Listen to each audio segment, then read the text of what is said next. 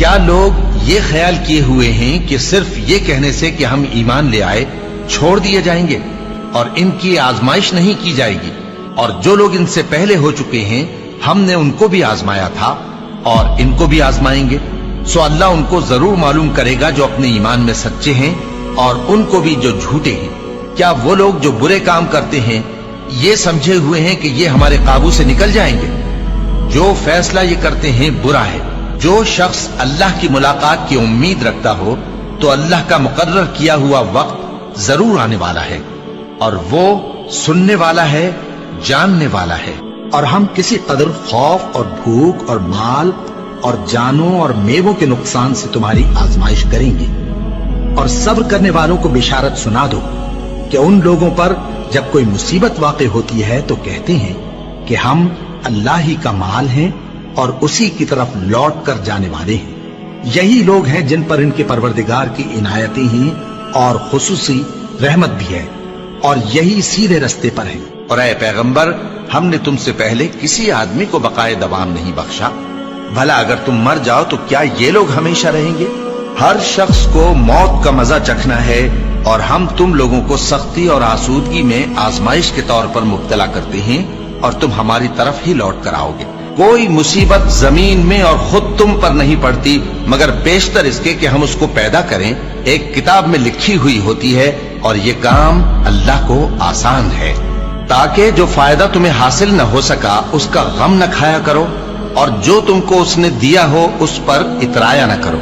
اور اللہ کسی اترانے اور شیخی بگاڑنے والے کو دوست نہیں رکھتا، اور ہم نے تمہیں ایک دوسرے کے لیے آزمائش بنایا، کیا تم لوگ صبر کرو گے؟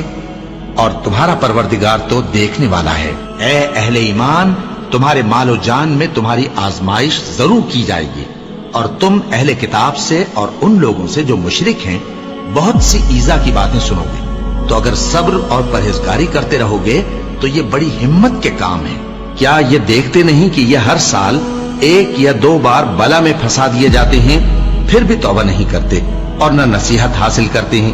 اور جو مصیبت تم پر واقع ہوتی ہے سو تمہارے اپنے کرتوتوں سے، اور وہ بہت سے گناہ تو معاف کر دیتا ہے۔ اور تم زمین میں اللہ کو عاجز نہیں کر سکتے، اور اللہ کے سوا نہ تمہارا کوئی دوست ہے اور نہ مددگار۔ کیا تم یہ خیال کرتے ہو کہ یوں ہی بہشت میں داخل ہو جاؤ گے؟ اور ابھی تم کو پہلے لوگوں کی سی مشکلیں تو پیش آئی ہی نہیں، ان کو بڑی بڑی سختیاں اور تکلیفیں پہنچیں، اور وہ صعوبتوں میں ہلا ہلا دیے گئے، یہاں تک کہ پیغمبر اور مومن لوگ جو ان کے ساتھ تھے سب پکار اٹھے کہ کب اللہ کی مدد آئے گی۔ دیکھو، اللہ کی مدد ان قریب آیا چاہتی ہے۔ اللہ کسی شخص کو اس کی طاقت سے زیادہ کا ذمہ دار نہیں بناتا۔ اچھے کام کرے گا تو اس کو ان کا فائدہ ملے گا، برے کرے گا تو اسے ان کا نقصان پہنچے گا۔ اے پروردگار، اگر ہم سے بھول یا چوک ہو گئی ہو تو ہم سے مواخذہ نہ کیجو۔ اے پروردگار، ہم پر ایسا بوجھ نہ ڈالیو جیسا تو نے ہم سے پہلے لوگوں پر ڈالا تھا۔ اے پروردگار، جتنا بوجھ اٹھانے کی ہم میں طاقت نہیں اتنا بوجھ ہم پر نہ رکھیو، اور اے پروردگار، ہمارے گناہوں سے درگزر کر اور ہمیں بخش دے اور ہم پر رحم فرما۔ تو ہی ہمارا مددگار ہے، سو ہم کو کافروں پر غالب